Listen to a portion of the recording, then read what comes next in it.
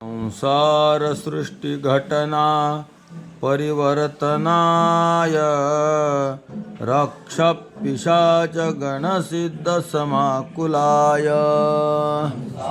सृष्टि घटना परिवर्तनाय रक्ष पिशाच गणसिद्ध समाकुलाय सिद्धोरग ग्रहण गणेन्द्र निषेविताय शार्दूल चर्म वसनाय नमः शिवाय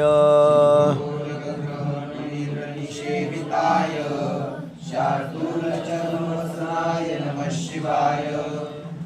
पदच्छेद तर सरळच आहे, अन्वय असा आहे, संसार सृष्टी घटना परिवर्तनाय रक्षः पिशाच गणसिद्ध समाकुलाय सिद्धोरग ग्रह गणेन्द्र निषेविताय शार्दूल चर्म वसनाय शिवाय नमः।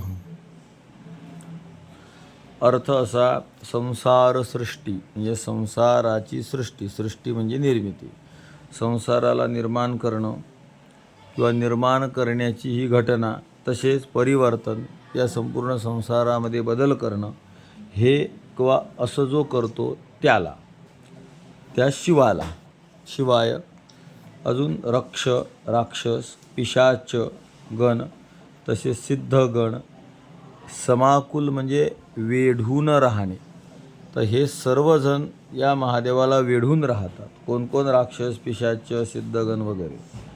वेढून राहणाऱ्याला सिद्ध उरग ग्रह गणेंद्र ग्रहगण इंद्र निषेविताय.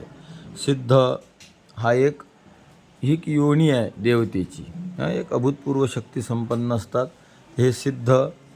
अजून उरग, उरग म्हणजे सर्प, साप, नाग.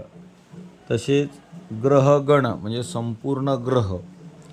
तसेच इंद्र म्हणजे इंद्रदेव, हे निषेविता, या सगळ्यांकडून ज्याची सेवा केली जाते अशा शिवाय शार्दूल चर्म, शार्दूल म्हणजे वाघ आणि वाघाचं चामडं, आणि हेच आहे वसन म्हणजे कपडा ज्याचं, असे कोण आहेत? तर शिवजी. अशा या महादेवाला शार्दूल चर्म वसनाय, सिंहाचं चामडं कपडे म्हणून परिधान करणाऱ्या अशा शिवाय महादेवाला नमः, माझा नमस्कार आहे.